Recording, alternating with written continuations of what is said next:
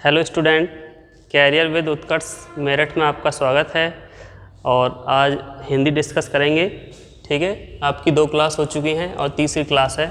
इसमें जो हमने स्टार्ट किया था हिंदी में, सबसे पहला जो चैप्टर था वो चैप्टर है आपका वर्णमाला। ठीक है, तो उसी में आगे बढ़ते हुए सभी इधर ध्यान देंगे। देखो भाई, हमने क्या स्टार्ट किया था? वर्णमाला। क्या स्टार्ट किया था? वर्णमाला। और वर्णमाला को हमने 2 टाइप में बांटा था। एक तो आपको हमने बांटा था किसमें? स्वर में। ठीक है, और एक बांटा था हमने किसमें? व्यंजन में। ठीक है, उसके बाद हमने यहाँ आपको कुछ बेसिक नॉलेज दी थी। ठीक है, जो स्वर जो हैं उनकी संख्या हमने कितनी मानी थी? बताओ कितनी मानी थी? 11। ठीक है, स्वर की संख्या 11 मानी थी। उसी प्रकार अगर हम बात करें व्यंजनों की, तो व्यंजनों की जो संख्या है वो कितनी है आपकी यहाँ पे? 33 है। कितनी है? 33 है। लेकिन अगर हम व्यंजन 33 हैं और स्वर हमारे कितने हैं? 11 हैं, तो इन दोनों को अगर हम काउंट करते हैं, जैसे 11 और अगर हम 33, इन दोनों को जोड़ते हैं तो कितना हो गया? 44। लेकिन टोटल अगर हम बात करें, कुल जो वर्ण हैं वो कितने हैं आपके पास? 52 हैं। और 52 में से अगर हम 42 निकाल दें तो कितना बचेगा? 8। ये जो 8 बचे हैं, ये कौन, मतलब 8 जो वर्ण हैं ये कौन कौन से वर्ण हैं? ठीक है, इन पे और विशेषकर ध्यान दिया जाएगा। ठीक है, तो अभी जो हम बात करने वाले हैं वो देखो, स्वरों पर तो बात हो चुकी है, क्योंकि मैंने स्वरों में जो आपको बताया था स्वरों की संख्या कितनी होती है? 11 होती हैं। फिर इसको वर्गीकृत किया गया था सभी स्वरों को अलग अलग प्रकार से, जो कि मैंने आपको जो आपकी पीछे क्लास है उसमें बात करी थी कि जो स्वर हैं वो कितने प्रकार से बांटे गए हैं? 4 प्रकार से बांटे गए हैं, जो कि मात्रा के आधार पर, फिर उसके बाद में होठों की स्थिति के आधार पर, फिर उसके बाद जीभ की स्थिति के आधार पर। ठीक है, और एक है आपकी स्वर तंत्रियों के आधार पर। तो ये हमने यहाँ पर बातें कर चुके हैं। तो जब अगर यहाँ बात कर चुके हैं तो यहाँ पर आगे बातें नहीं करेंगे। आप पिछली क्लासेस देख लेंगे, पता चल जाएगा। लेकिन आज जो बात करने वाले हैं वो किस पे करेंगे? व्यंजनों पर। मैंने बताया था कि व्यंजन की संख्या कितनी होती है? 33। बाकी ये जो 8 हैं इन पर मैं विशेषकर आपको आगे जैसे जैसे बढ़ते रहेंगे बताता रहूँगा। ठीक है, बहुत आसान तरीके से हम आगे लेके चलेंगे आपको, तो ध्यान देंगे भाई सभी। ठीक है,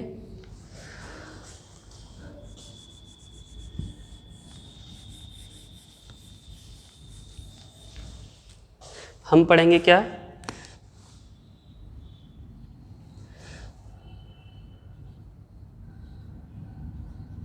व्यंजन पढ़ेंगे।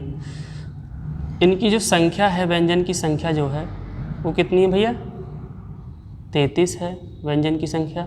लेकिन बाकी जो हैं उन पर आगे बातें करते रहेंगे। तो देखो, व्यंजनों को अगर मैं आपको बताऊं, अगर हम वैसे डिफाइन करेंगे तो बहुत लंबा वीडियो हो जाएगा। आप मेरे साथ एक टेबल बना रहे हैं हम, और उस टेबल पर विशेषकर ध्यान रखेंगे। ठीक है, आप मेरे साथ नोट करते रहें, कॉपी पेन लेके बैठें, और नहीं है तो ले लें। ठीक है, जिससे कि बहुत आसान हो जाएगा।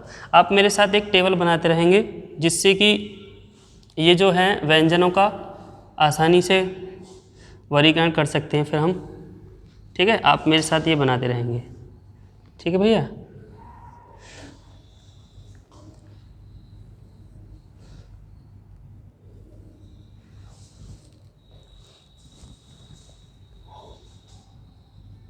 इसमें लिखेंगे आप वर्ग। ठीक है, फिर आप लिखेंगे वर्ग के साथ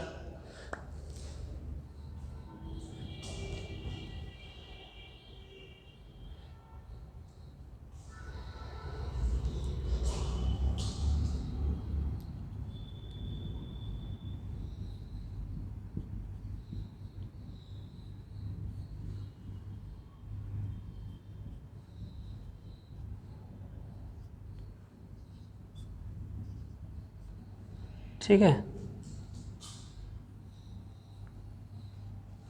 आप मेरे साथ बस नोट करते रहें, थोड़ा सा बहुत आसान हो जाएगी ये टेबल, लेकिन थोड़ा सा पेशेंस के साथ बैठें। ठीक है भैया, तो यहाँ पर लिखेंगे हम, क्या लिखेंगे, कंठ है। यहाँ लिखेंगे आप तालब है, मूर्धन्य है,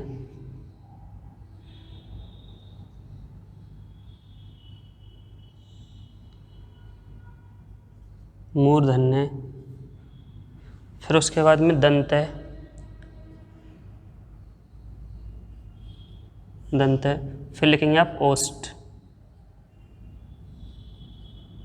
ओष्ठ है। क्या लिखेंगे, ओष्ठ है। ठीक है, दिख रहा है ना?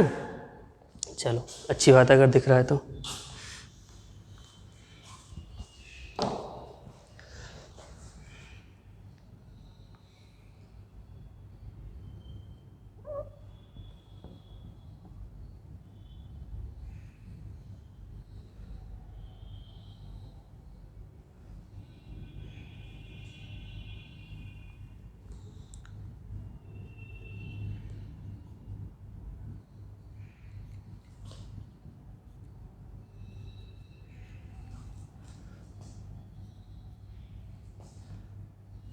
इसे लिखेंगे च, छ, ज, झ, उसके बाद में आई है।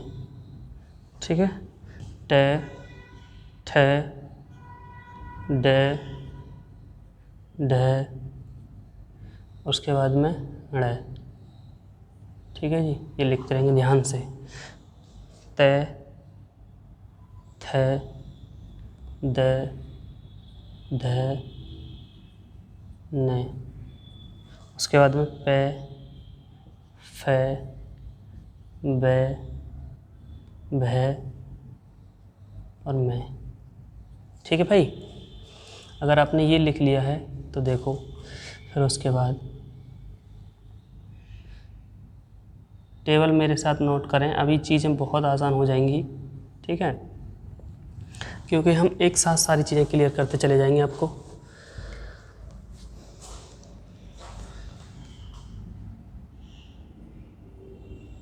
इसमें लिखेंगे अघोष, क्या लिखेंगे, अघोष।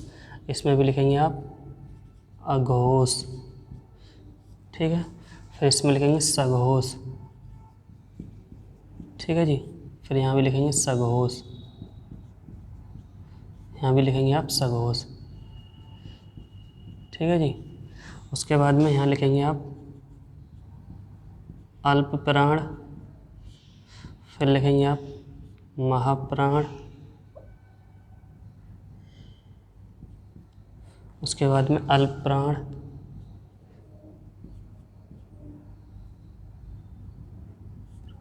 उसके बाद में अल्प प्राण, महाप्राण, अल्प प्राण, महाप्राण,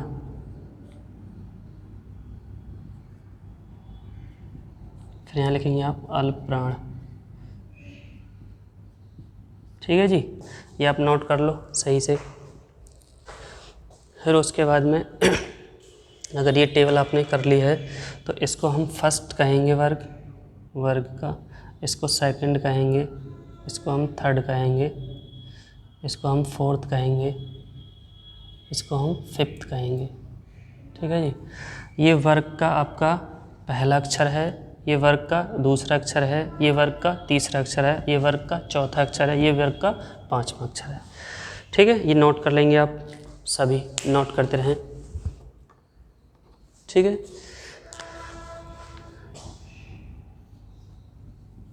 ठीक है, ये नोट करेंगे। उसके बाद अगर हम इनकी बात करें, ये जो पांचों वर्ण हैं, ठीक है, इन पांचों वर्णों को, ये देखो ये वाले, ठीक है, इन पांचों वर्णों को हमने क्या कहा है, अनुनासिक। क्या कहा है, अनुनासिक। ठीक है, ये आप नोट करेंगे। उसके बाद में अगर हम बात करें, एक है आपका क्या, अंत्यस्थ।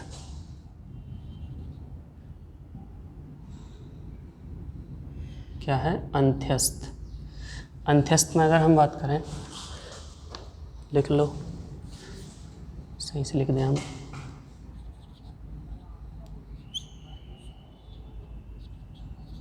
अंत्यस्थ। अंत्यस्थ में आपका ये, रे, ले, वे। ठीक है, देखो अभी बस मैं इन पे अच्छे से समझाऊंगा आपको, बस थोड़ा सा पेशेंस के साथ नोट करते रहें। बहुत चीज़ें ऐसे दिख जाएंगी कि ऐसे क्यों कहा, देखो इसको कंठे क्यों बोल रहे हैं, तालव्य क्यों बोल रहे हैं, अभी मैं सारी चीज़ें डिक्लेयर करूंगा, लेकिन थोड़ा सा पेशेंस के साथ लिख लो, ये बहुत आसान हो जाएंगी चीज़ें। ठीक है, उसके बाद में अंत्यस्थ के बाद में ऊष्म, क्या है, ऊष्म, ऊष्म, ऊष्म में लिखेंगे आप लोग शय, उसके बाद में शय, फिर से, फिर आप लिखेंगे है। ठीक है, फिर उसके बाद में संयुक्त, क्या लिखेंगे, संयुक्त, संयुक्त में लिखेंगे आप लोग जैसा आपका संयुक्त में है 4 अक्षर। ठीक है, फिर आप संयुक्त के बाद में फिर ये लिखेंगे त्र। ठीक है, फिर आप आगे लिखेंगे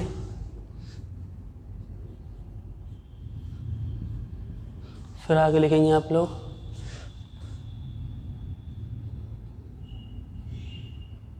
ठीक है। अब ये संयुक्त किस किस से मिलके बने हैं, आप लिखेंगे कै प्लस से, उसके बाद आगे लिखेंगे तय प्लस रे। हलंत जरूर लगाएं वरना गलत हो जाएगा। क्वेश्चंस आगे जैसे मिलेंगे मैं बताऊंगा अभी। जय प्लस ये, ठीक है। आगे लिखेंगे आप लोग शय प्लस रे, ठीक है। ये इस तरह आप लिखेंगे। उसके बाद में अगर हम आगे चलते हैं, ठीक है, एक होता है आपका, ठीक है, यहाँ आगे लिखेंगे आप लोग, एक होता है आपका ड और एक होता है आपका क्या होता है ढ। इनको हम दोनों को क्या बोलते हैं, लिखेंगे आप लोग उच्छिप्त व्यंजन। क्या बोलते हैं, उच्छिप्त।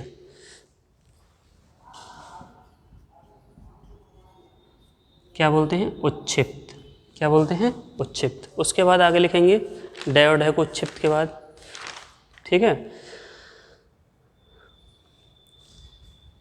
उच्छिप्त के साथ साथ इन दोनों को हम मूर्धन्य भी कहते हैं। क्या बोलते हैं, मूर्धन्य। क्या बोलते हैं, मूर्धन्य। दोनों को हम मूर्धन्य भी कहेंगे, ठीक है, ध्यान रखेंगे ये बात।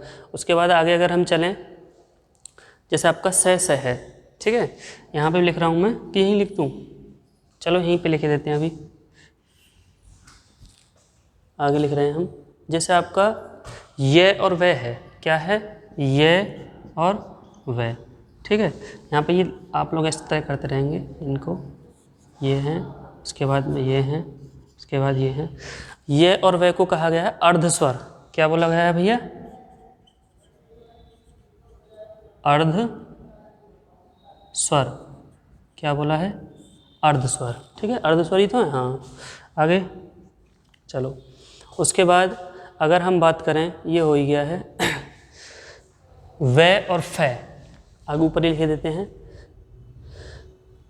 ए और है आपका देख, एक तो होता है क्या बोलते हैं इसे हम, विसर्ग, और एक हम बोलते हैं क्या, है। क्या बोलते हैं हम, है। इन दोनों को क्या कहा गया, कंठ है। क्या कहा गया है, कंठ है। क्या बोला गया है, कंठ है। लिखते रहेंगे भाई आप, रे और ले, ठीक है, रे और ले। देखो हमने लिखा ये, हमने लिखा रे, हमने लिखा वे, और हमने लिखा ले, हमने लिखा वह, ठीक है। सबकी क्वालिटी अभी लिखते रहेंगे आप लोग, ठीक है। ये को क्या कहा गया है, तालव्य। क्या बोला है, तालव्य। ये को क्या बोला है, तालव्य। उसके बाद में अगर रे की बात करें, रे को कहा गया है दंत। क्या बोला है, दंत है। उसके बाद में अगर ले की बात करें, ले को भी दंत है। क्या बोला गया है, दंत है, ठीक है। क्या बोला गया है, दंत है। उसके बाद में अगर हम बात करें, वह को क्या बोला है, दंत्योष्ठ। क्या बोला है? दंत्योष्ठ। क्या बोला है? दंत्योष्ठ। ठीक है भैया, ये नोट करते रहेंगे। अभी ऐसा क्यों बोला रहे हैं, अभी इस पे बात करेंगे, ठीक है। उसके बाद में अगर हम बात करें, जैसे आपका क्या है, से और से। चलो इसके बाद अब थोड़ा सा ध्यान देंगे, ठीक है। बहुत चीज़ें आसान है। हमने यहाँ आपको बताया था क्या, स्वर बताया था, और उनकी संख्या कितनी बताई थी? 11। देखो आज जो पढ़ा रहे हैं वो हम क्या पढ़ा रहे हैं आपको? व्यंजन। देखो भाई सभी ध्यान देंगे, अगर आपने ये नोट कर लिया हो ना तो थोड़ा सा अब मेरी बातों पर विशेष कर ध्यान देंगे, क्योंकि ये चीज़ें, इनके जो ऐसे नाम रखे गए हैं ना, आप अगर ऐसे याद करना चाहते तो बुक में से भी कर सकते थे, लेकिन अब जो है वो अगर मेरी बात पे ध्यान देंगे तो चीज़ें बहुत आसान होने वाली, ठीक है। देखो मैंने पढ़ाया था स्वर, और स्वर में मैंने बताया था कि अगर क्वेश्चन एग्जाम में आए कि स्वर क्या होते हैं, तो जो स्वतंत्र रूप से बोले जाने वाले वर्ण क्या कहलाते हैं? स्वर कहलाते हैं। दोबारा से सुन लो, स्वतंत्र रूप से बोले जाने वाले वर्ण क्या कहलाते हैं? स्वर कहलाते हैं। लेकिन यहाँ पे बात हो गई है तो अब हम व्यंजनों पे आते हैं। व्यंजन क्या होते हैं? अगर ये क्वेश्चन बनता है एग्जाम में कि व्यंजन क्या होते हैं, तो आप आंसर देंगे क्या, कि स्वरों की सहायता से बोले जाने वाले वर्ण क्या कहलाते हैं? व्यंजन कहलाते हैं। अब ऐसी डेफिनेशन बनी है तो फिर कैसे? अरे भाई स्वरों की सहायता से बोले जाने वाले वर्ण क्या कहलाएंगे? व्यंजन। क्या कहलाएंगे? व्यंजन। कैसे? अब देखो इस बात को डेफिनेशन जब ये निकल गई है, अगर मैंने कै लिखा, कै लिखा, तो ये जो कै है इसके अंदर क्या छुपा हुआ है? ए। प्रत्येक व्यंजन में ए छुपा होता है। प्रत्येक व्यंजन में क्या छुपा होता है? ए छुपा होता है। अगर हम कै को स्वर रहित बनाएं, स्वर रहित बनाए हैं, तो कै में हलंत लगाएंगे और हलंत लगाने के बाद तुरंत क्या निकलेगा? ए। ये जो है कै हलंत वाला, ये वाला कै जो है ये पूर्णतः व्यंजन है। अगर मैं कै लिखता हूँ तो इसमें क्या है? स्वर शामिल है, इसलिए प्रत्येक स्वर में क्या छुपा होता है? ए छुपा होता है। और व्यंजन जो बोले जाते हैं वो किसकी सहायता से बोले जाते हैं? स्वरों की सहायता से। इसीलिए तो डेफिनेशन बनी कि स्वरों की सहायता से बोले जाने वाले वर्ण क्या कहलाएंगे? व्यंजन कहलाएंगे। बात समझ में आई? उसके आगे चलते हैं। उसके बाद मैंने ये चीज़ें जो आपको बनाई हैं, आप इस पर विशेष कर ध्यान रखेंगे। देखो सबसे पहले अगर हम बात करें, आपसे कहेगा वो कि बताओ स्पर्शी व्यंजन कितने हैं? क्या? स्पर्शी व्यंजन कितने हैं? स्पर्शी। तो स्पर्शी व्यंजनों की संख्या है आपकी कितनी? 25। कितने हैं स्पर्शी व्यंजन? कितने भैया? 25। अब कौन से हैं? कैसे लेके और मैं तक, कैसे लेके मैं तक, ये जो सारे जो व्यंजन हैं ये स्पर्शी व्यंजन हैं। अब कहेंगे जी स्पर्शी व्यंजन क्यों कहा? क्योंकि कैसे मैं तक अगर आप किसी भी वर्ण को बोलते हो तो वो वर्ण किसकी सहायता से बोला जाएगा? स्वर की सहायता से। तो इन्हें किसकी सहायता मिली? स्वर की सहायता मिली। इसीलिए इन व्यंजनों को हम स्वर की सहायता से बोलते हैं। इसीलिए इन व्यंजनों को हमने क्या कहा? स्पर्शी व्यंजन। क्या बोला? स्पर्शी व्यंजन। ठीक है, ध्यान रखना। और अगर पूछे कि स्पर्शी व्यंजनों की संख्या कितनी है तो कितनी होती है? 25। ध्यान रखना ये बात। उसके बाद आगे चलते हैं। मैंने देखो ये वाला जो कॉलम बनाया है इसमें वर्ग लिखा है, जैसे आपका कै, चे, टे, ते, पे। इसको आप कचट तप से भी ध्यान रख सकते हो। कैसे बोल सकते हो? कचट तप। आपका ये जो है कै, ये कै वर्ग है, ये आपका चे वर्ग है, ये टे वर्ग है, और ये ते वर्ग है, और ये पे वर्ग है। और जो कै वर्ग है इसको हमने उच्चारण का जो स्थान दिया है, उच्चारण का मतलब होता है बोलना। उच्चारण का मतलब क्या होता है? बोलना। तो इसको हमने क्या कहा है? कंठे कहा है। हमारी 5 स्वर तंत्रियाँ होती हैं। कितनी स्वर तंत्रियाँ होती हैं? 5। अब आप कहेंगे कौन कौन सी? कैसे लेके और पै तक हमारी 5 स्वर तंत्रियाँ हैं। देखो कंठ है, तालव्य है, मूर्धन्य है, दंत है और ओष्ठ है। अगर ये 5 स्वर तंत्रियाँ हमें पता हैं तो ये सारे वर्ण बहुत आसान हो जाएंगे। लेकिन अगर नहीं पता है तो क्वेश्चन का आंसर नहीं निकलेगा। अब समझो कि हमारी जो 5 स्वर तंत्रियाँ हैं वो कैसे हैं। देखो सबसे पहले अगर हम बात करें कंठ की, तो ये वाला जो होता है हमारा क्या होता है? कंठ होता है। क्या होता है? कंठ। आप भी ध्यान रखेंगे, अपनी उंगली यहीं रखेंगे, ये क्या है? कंठ। उसके बाद फिर हम बोलते हैं क्या? तालव्य। तो जो तालव्य जो होता है, मैंने पिछली वीडियो में भी बात की है इस बारे में, लेकिन यहाँ पे फिर सुन लो। जो हमारा तालव्य जो होता है वो हमारे मुंह में जो छत्सी है ना, उसके जस्ट बीच वाला भाग है, उसको हम तालव्य मानेंगे। लेकिन बुक क्या बताती है, आप इसे मान लो, क्योंकि इसे मानेंगे तो आपको पता चलेगा आगे कि क्वेश्चन आसान होगा। तो हमारे जो मुंह की जो छत्सी है, ऐसे रोड सा, फ्लाईओवर सा, इसके जस्ट बीच वाला जो भाग है उसको हम क्या कहेंगे? तालव्य। उसके बाद में मूर्धन्य। मूर्धन्य क्या होगा? हमारे जो ऊपर वाले दांत हैं उनके जो मसूड़े हैं, उनके जो मसूड़ हैं उसको हम क्या बोलेंगे? मूर्धन्य। और फिर कहेंगे जी दंते क्या हैं? दंते वो हैं कि अगर हम किसी भी वर्ण को बोलते हैं, जैसे त या थ को बोलते हैं, तो हमारी जीभ मूर्धन्य को भी स्पर्श करेगी प्लस दांत को भी स्पर्श करेगी, तो उस वर्ण को हम क्या कहेंगे? दंत है। और एक हमारी स्वरतंत्री होती है लास्ट, ओष्ठ। ओष्ठ वो होगा जब हम किन्हीं भी वर्णों को बोलते समय हमारे होठ एक दूसरे को स्पर्श करेंगे, उनको क्या कहेंगे? ओष्ठ कहेंगे। अब सुनो कैसे। अगर मैं कै बोलता हूँ, कै कै, तो जो हमारी कंठ ध्वनि है, जो हमारी कंठ ध्वनि है, यहाँ से, या कह सकते हैं हमारी जो स्वर तंत्री है कंठ, ठीक है, यहाँ से एकदम वायु निकलती है। जब वायु निकलती है कहाँ से? कंठ से। तो हमने कै वर्ग को सारे को क्या कहा है? कंठ है। आप बोलो कै, या बोलो गे, या बोलो डे, इन सब को बोलते समय हमारी जो कंठ ध्वनि है यहाँ से हवा निकलती है, इसीलिए हमने इनको क्या कहा? कंठ कहा। क्या बोला? कंठ है। आप लोग ये प्रैक्टिकल भी करके देख सकते हैं। आप बोलो खे, खे को बोलते समय हमारी जो कंठ ध्वनि है यहाँ से वायु निकलती है, इसीलिए हमने इसको क्या कहा? कंठ है। अब मैंने बताया था च वर्ग वो क्या है? तालव्य है। क्या बताया था? तालव्य। तो देखो मैंने इसको तालव्य का नाम क्यों दिया? मैंने बताया था कि हमारे मुंह में जो छत्सी है उसके जस्ट बीच वाला भाग, उसे हम क्या कहेंगे? तालव्य कहेंगे। जैसे आप बोलो च, च। देखो वैसे तालव्य जो एग्जिट होता है ना, वो ऊपर वाले मसूड़े से थोड़ा सा पीछे का जो भाग होता है उसको हम तालव्य बोलते हैं।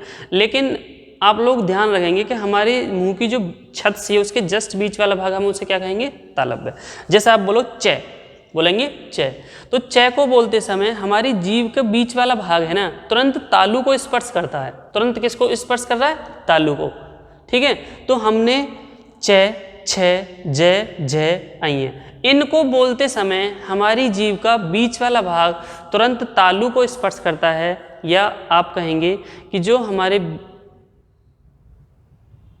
तालव्य ध्वनि है उसको स्पर्श करता है, इसीलिए हमने च वर्ग को क्या कहा? तालव्य। समझ में आ रही बात? देखो बहुत आसान है हिंदी, लेकिन आप प्रैक्टिकली मेरे साथ काम करेंगे तो ठीक है, वरना देखो ऐसे तो बुक में भी लिखा मिल जाएगा, लेकिन आप अगर प्रैक्टिकली करेंगे तो बहुत आसान होंगे। ठीक है, देखो चलो फिर आगे। हमने कहा मूर्धन्य।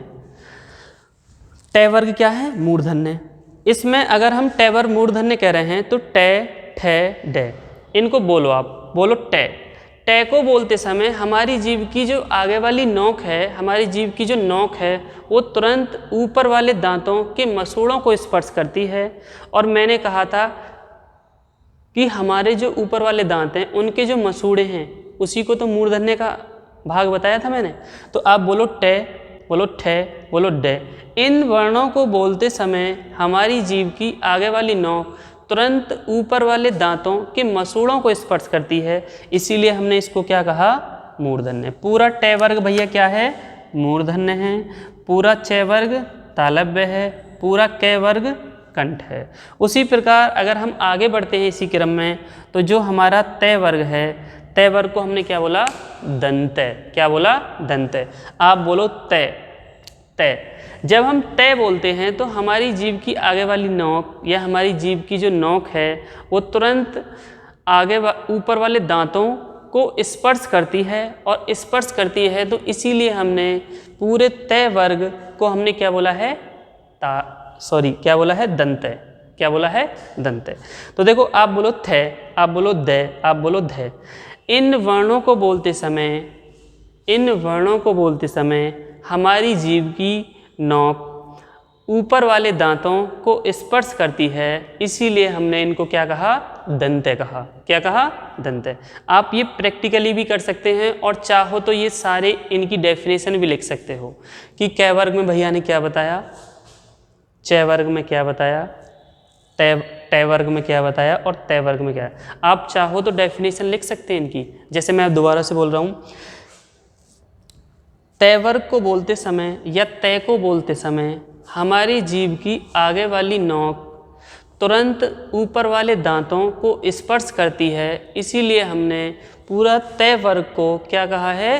दंत्य कहा है। ठीक है, बात समझ में आई? बताइए, समझ में आया तो बोलो हाँ। समझ में आया ना? चलो ठीक है। देखो फिर हम बोलते हैं क्या? पै वर्ग। पै वर्ग क्या है हमारा? जिसको हमने ओष्ठ नाम दिया। क्या दिया है? ओष्ठ नाम। देखो जब हम पै वर्ग बोलते हैं या पै बोलते हैं, फै बोलते हैं, बै बोलते हैं, भै, इनमें से अगर हम किसी भी वर्ण को बोलते हैं तो इन वर्णों को बोलते समय हमारे होठ एक दूसरे होठ को स्पर्श करते हैं, इसीलिए हमने इसको क्या बोला? ओष्ठ। पै, फै, बै, भै, मै। क्या हमारे होठ एक दूसरे को स्पर्श करते हैं? स्पर्श करते हैं, तभी तो हमने ओष्ठ कहा। ओष्ठ का मतलब होठों से ही है। ठीक है, आप बिल्कुल डरे ना, बस प्रैक्टिकल करके देखें मेरे साथ। आप बोलो पै। क्या हम आपके होठों से, अब हम आपसे ये कहें कि आप दोनों होठों को मिलाओ मत और पै बोलो, बोल सकते हैं? नहीं बोल सकते। पै को बोलते समय हमारे होठ एक दूसरे को स्पर्श करते हैं, और जब एक दूसरे को स्पर्श करते हैं तो हमने पूरे पै वर्ग को क्या बोला? ओष्ठ। क्या बोला? ओष्ठ। ठीक है, बात समझ में आई इतनी? चलो, अगर अच्छी बात, अगर इतनी समझ में आई है तो देखो फिर आगे चलते हैं। अब देखो यहाँ पर ये चीज़ लिखी हुई है। देखो, चाहे आपका यूपी पुलिस हो, चाहे आपका दरोगा हो, चाहे यूपी SSSC के अकॉर्डिंग कोई भी एग्ज़ाम हो, ठीक है, सारे एग्ज़ाम कवर किए जाएंगे। देखो ऐसा नहीं है कि स्पेशल यूपी पुलिस के लिए चली हुई है हिंदी, ऐसा ज़रूरी नहीं है कि आप लोग एक एग्ज़ाम किसी की पर्टिकुलर तैयारी करें तो उसी के लिए है। आप इवन कोई भी एग्ज़ाम दे रहे हैं, सभी में कवर करेंगे आप। ठीक है, एग्ज़ाम का सिर्फ लेवल बढ़ता है, हिंदी नहीं बदलेगी। ठीक है, तो जहाँ आपका एग्ज़ाम थोड़ा सा अप लेवल का है, वहाँ क्वेश्चन भी थोड़ा सा अप बनता है। कैसे बनता है देखो, समझो। एक लिखा है यहाँ अघोष और एक लिखा है यहाँ अल्पप्राण। एक लिखा है यहाँ अघोष और एक लिखा है यहाँ अल्पप्राण। ठीक है, सबसे पहले मैं अघोष और सघोष के बारे में बताता हूँ। ठीक है, फिर बताएंगे हम अल्पप्राण और महाप्राण। तो सबसे पहले ये अघोष और सघोष क्या है? मैंने लिखा है क्या? अघोष। क्या लिखा है भैया? अघोष। और एक लिखा है मैंने क्या? सघोष। ठीक है, दोनों का अर्थ समझेंगे। अगर अर्थ समझ में आ जाएगा तो चीज़ आसान हो जाएंगी, वरना बहुत क्रिटिकल हो जाएंगी। इसको सघोष ना लिख के घोष भी लिख देता है वो एग्जाम में। सघोष ना लिख के केवल घोष भी लिख देता है। देखो, सबसे पहले घोष माने होता है कंपन। घोष माने क्या होता है? कंपन। या सघोष माने क्या होता है? कंपन। और अघोष माने होता है कंपन न होना। दोबारा समझो, सघोष माने होता है कंपन और अघोष माने होता है कंपन न होना। अगर मैंने सबसे पहले लिखा अघोष, अघोष की डेफिनेशन क्या है? देखो, जिन वर्णों को बोलते समय या जिस वर्ण को बोलते समय हमारी स्वर तंत्रियों में कंपन नहीं होती है, हमारी स्वर तंत्रियों में कंपन नहीं होती है, तो उसको हम क्या कहेंगे? अघोष कहेंगे। क्या बोलेंगे? अघोष। समझ में आई बात? एक बार फिर दोबारा रिपीट कर रहा हूँ। जिस वर्ण को बोलते समय हमारी स्वर तंत्रियों में कंपन नहीं होती है, उसको हम क्या बोलेंगे? अघोष। ठीक है, अब सघोष क्या है? सघोष माने होता है कंपन होना। सघोष माने कंपन होना। सुनो इसकी डेफिनेशन। जिन वर्णों को बोलते समय या जिस वर्ण को बोलते समय हमारी स्वर तंत्रियों में कंपन होती है, उसको हम क्या बोलेंगे? सघोष बोलेंगे। ठीक है, ये इनकी डेफिनेशन है। आप लोग कहेंगे जी हमें तो पता ही नहीं चला। पता ना चला तो पता चलेगा। आप बोलो कै, बोल दिया कै। कै को बोलते समय हमारी जो कंठ ध्वनि है वहाँ से वायु तो निकली लेकिन कंपन नहीं हुई। लेकिन कै के साथ में तुरंत बोलो आप लोग गे, गे, बोलो गे, बोलो गे। गे को बोलते समय हमारी जो कंठ ध्वनि है वहाँ कंपन होती है। जब कंपन होती है तो इसको हमने क्या बोला है? सघोष बोला है। और कै को बोलते समय हमारी जो कंठ ध्वनि है यहाँ कंपन नहीं होती है, इसीलिए हमने इसको क्या बोला है? अघोष। एक बात ध्यान रखेंगे, ये जो पहले दोनों हैं इनको तो बोला है अघोष, और ये जो बाद के तीनों हैं इनको भाई बोला है क्या? सघोष। बात समझ में आई? समझ में आई तो बोलो हाँ। ठीक है, चलो अगर अच्छी बात अगर समझ में आ रही तो आगे चलते हैं। अल्पप्राण महाप्राण, अल्पप्राण महाप्राण। अब ये क्या है सबसे पहले समझेंगे। देखो यहाँ अगर तुम्हें नहीं दिख रहा हो ना तो मैं यहाँ बता सकता हूँ क्या। देखो अगर हमने लिखा क्या? अल्प प्राण, एक लिखा मैंने महाप्राण। अल्प प्राण और महाप्राण का सबसे पहले पता होना ज़रूरी है, तभी क्वेश्चन का आंसर निकल सकता है। एग्जाम में क्वेश्चन उठते हैं, पूछता है कि बताओ जी आप मुझे अघोष कौन सा है? कै, फिर यहाँ से दे देगा 3, तो 3 ये वाले तो क्या हैं? सघोष हैं, और ये क्या है? अघोष है। तो ये क्या हो जाएगा? अघोष हो जाएगा। ठीक है, क्वेश्चन बनते हैं एग्जाम में डेफिनेट यहाँ से, लेकिन हम अघोष और सघोष पे बात कर चुके हैं। तो अब चलेंगे अल्पप्राण और महाप्राण। अल्प का मतलब होता है कम, अल्प का मतलब होता है कम, और प्राण का मतलब होता है वायु। प्राण का मतलब क्या होता है? वायु। समझो अब अल्प प्राण का मतलब क्या है? जिन वर्णों को बोलते समय अगर हमारी स्वर तंत्रियों से वायु कम निकलती है तो हम उन्हें कहेंगे अल्प प्राण।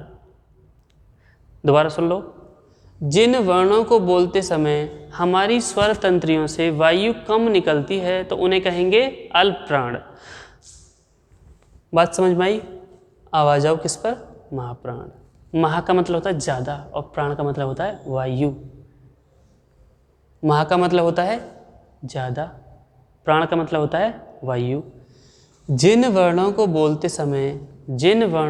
बोलते समय हमारी स्वर तंत्रियों से वायु अधिक निकलती है तो उन्हें हम क्या कहेंगे? बताओ, महाप्राण कहेंगे। क्या बोलेंगे? महाप्राण। तो भाई अब पता कैसे चलेगा? आप बोलो कै, कै को बोलते समय हमारी जो कंठ ध्वनि है वहाँ से वायु कम निकलती है, लेकिन आप बोलो कै, कै को बोलते समय क्या वायु ज़्यादा निकल रही है? निकल रही है तो बोलो हाँ। अरे भाई प्रैक्टिकल करके देख लेना रूम में, ठीक है, तभी आपको ये आसान लगेंगे। कै को बोलते समय हमारी जो स्वर तंत्री कंठ है यहाँ से वायु कम निकलती है, इसलिए इसे क्या बोला? अल्प प्राण, और इसको क्या बोला? महाप्राण। लेकिन ध्यान रखेंगे अल्प प्राण और महाप्राण जो हैं वो अल्टरनेट चलेंगे। पहला अल्प प्राण है, फिर महाप्राण है, फिर अल्प प्राण है, फिर महाप्राण है, फिर अल्प प्राण। ठीक है, यहाँ से बार बार एग्जाम में क्वेश्चन बनता है। ठीक है, तो आप विशेषकर ध्यान रखेंगे, जिन वर्णों को बोलते समय अगर हमारी स्वर तंत्रियों से वायु कम निकलती है तो उन्हें अल्प प्राण कहेंगे, और जिन वर्णों को बोलते समय हमारी स्वर तंत्रियों से अगर वायु अधिक निकलती है तो उसे हम क्या कहेंगे? महाप्राण। बात समझ में आ रही है? क्लियर हुआ? चलो अच्छी बात अगर हो गया तो। फिर हमने यहाँ लिख रखा है, देखो ये जो पूरा वर्ग है, आपको यहाँ पर विशेष कर ध्यान रखेंगे, ये जो पूरा वर्ग है आपका ये वाला, वर्ग का पंचम अक्षर, वर्ग का पंचम अक्षर ये वाला, यहाँ से लेके यहाँ तक वर्ग का जो ये पंचम अक्षर है इसको हमने क्या बोला है? अनुनासिक। क्या बोला है? अनुनासिक। अनुनासिक क्यों कहा समझेंगे। वर्ग का पहला अक्षर, दूसरा अक्षर, तीसरा अक्षर, चौथा अक्षर, पांचवा अक्षर। वर्ग का पांचवा अक्षर जो हमने अनुनासिक बोला है, क्यों बोला है? डेफिनेशन सुनेंगे। इन वर्णों को या पंचम अक्षरों को बोलते समय हमारी वायु मुंह के साथ साथ नाक से भी निकलती है। इसीलिए इनको अनुनासिक कहा है। क्या बोला है? अनुनासिक।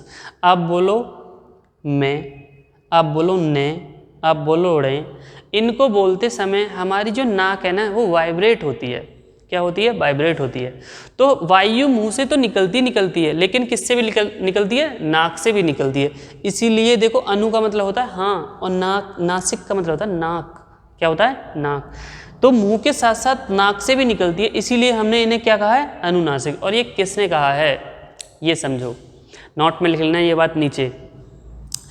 डॉक्टर श्याम सुंदर दास से, डॉक्टर श्याम सुंदर दास, जिन्होंने वर्ग के पंचमा अक्षर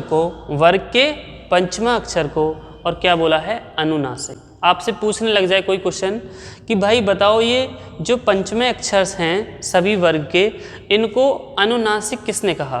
तो जो हिंदीविद थे उन्होंने कहा था कि वर्ग का जो पांचवा अक्षर है वो अनुनासिक हो गया है। क्या हो गया? अनुनासिक। कैसे? देखो ये आपको, आप जब आप पहले लिखते होंगे वो क्या लिखते होंगे? जैसे आप लिखते थे, देखो जैसे आपने लिखा होगा परंतु, क्या लिखा हो? परंतु लिखा। तो ये वाला जो परंतु है ये पहले लिखा होता था, ठीक है। लेकिन आज का जो लेटेस्ट है ना वो ये है, क्या है? परंतु। ऐसे लिखते हो यहाँ? नहीं लिखते हो। आपने देखा होगा एक संबंध ऐसे लिखते हैं हम,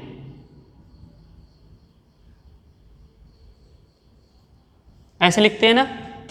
आज का जो लेटेस्ट है वो ये है,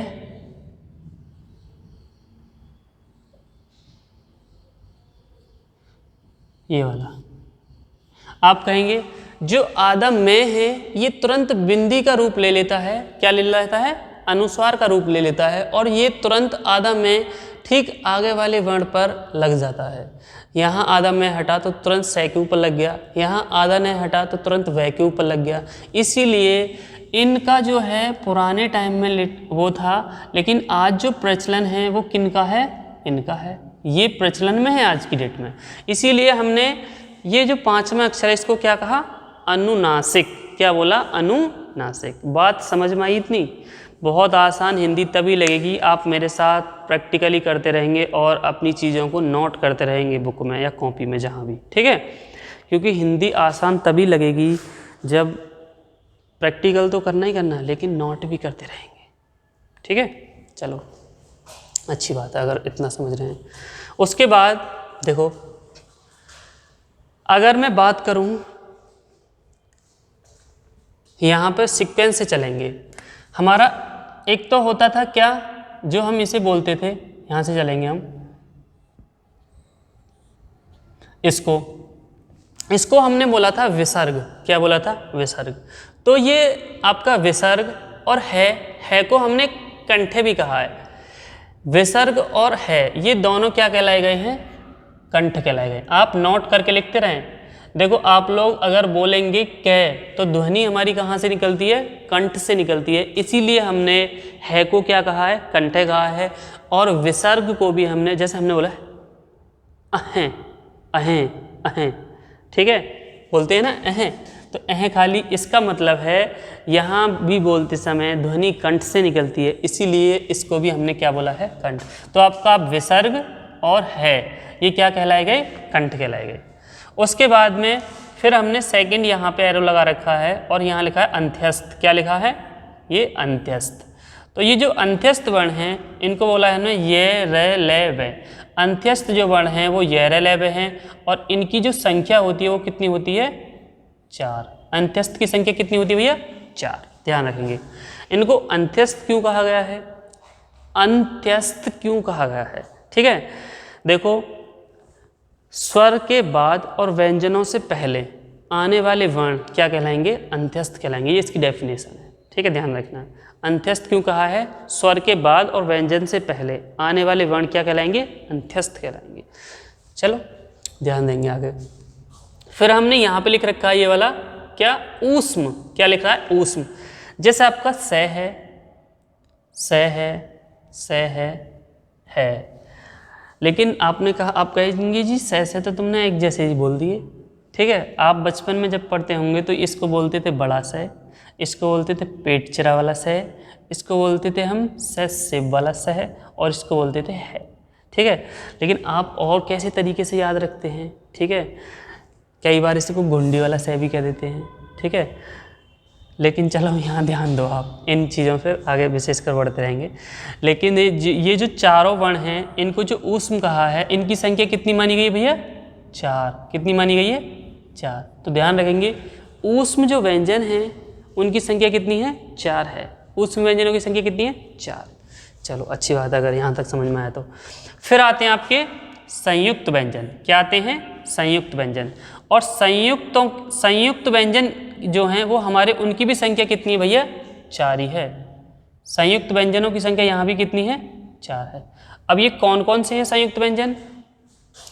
क्षय, त्रय, ज्ञ और श्रय।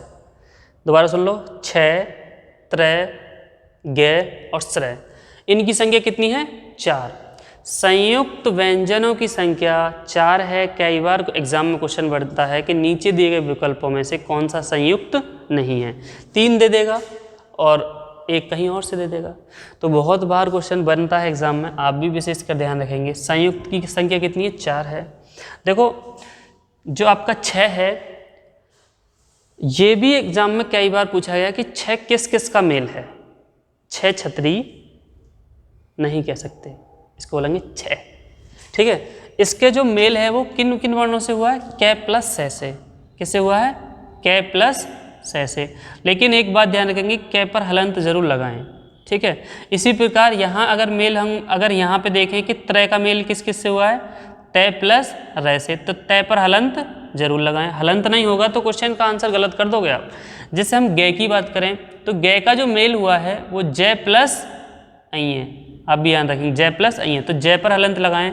इसी प्रकार अगर हम श्रय की बात करें तो सै प्लस रै और सै पर हलंत जरूर लगाएं, ठीक है, ध्यान रखेंगे। इसीलिए देखो आप हम पूछे कि डेफिनेशन क्या है।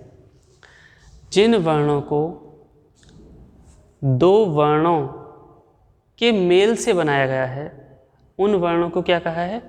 संयुक्त अक्षर, ठीक है। ऐसे 6 है, इसको किस किस से मेल से बनाया है? कै प्लस सै। त्रय है तय प्लस रै। इसी प्रकार ध्यान रखेंगे आगे भी। चलो अगर अच्छी बात, इतनी बात समझिए। फिर उसके बाद में ये आते हैं 2 वर्ण जिनको हमने क्या बोला है? उच्छिप्त व्यंजन। डे और ढे, ढे और ढे, ढे और ढे। बिंदी का बहुत बड़ा रूल है भाई। यहाँ पर बिंदी है और यहाँ इन दोनों के नीचे कोई बिंदी नहीं है। ध्यान रखेंगे, इनके नीचे बिंदी नहीं है और इनके नीचे बिंदी है। जिनके नीचे बिंदी मिलेगी उनको हम क्या कहेंगे? उच्छिप्त व्यंजन। क्या बोलेंगे? उच्छिप्त व्यंजन। क्या बोलेंगे? उच्छिप्त व्यंजन। उसके साथ साथ ढे और डे, ढे और डे, इन दोनों को क्या बोला है? मूर्धन्य भी कहा है। क्या बोला है? मूर्धन्य। तो ध्यान रखेंगे भाई, डे और ढे की जो क्वालिटी है वो उच्छिप्त के साथ साथ क्या है? मूर्धन्य भी है। बोलो डे, बोलो ढे, तो हमारी जो जीभ की नोक है वो तुरंत कहाँ जाके? ऊपर वाले दांतों के मसूड़ों को स्पर्श कर जाती है। तो हमने डे और ढे को क्या बोला? मूर्धन्य, ठीक है। उसके बाद में ये और वे, ये और वे, इनको हमने क्या बोला है? अर्धस्वर। ये और वे, ये और वे, इनको क्या बोला है? अर्धस्वर, ठीक है। विशेषकर ध्यान रखेंगे, इन दोनों को क्या बोला है? अर्धस्वर, ठीक है। इतनी बात समझ में आई? अगर इतनी बात समझ में आई है तो बताइए आप मुझे। हिंदी बहुत आसान है। बार बार हम इस बात को इसलिए बोल रहे हैं कि आप मेरे साथ प्रैक्टिकली काम करेंगे तो, ठीक है। वरना भैया जैसे आपको ये मैंने लिख दिया है ऐसे किताब में भी लिख रही है, उससे काम नहीं चलने वाला है। अगर उससे नहीं चलने वाला है तो भैया आज तक ना चला, अब भी नहीं चलेगा। आप मेरे साथ प्रैक्टिकली करते रहें, बहुत आसान होती चली जाएंगी चीज़ें, ठीक है।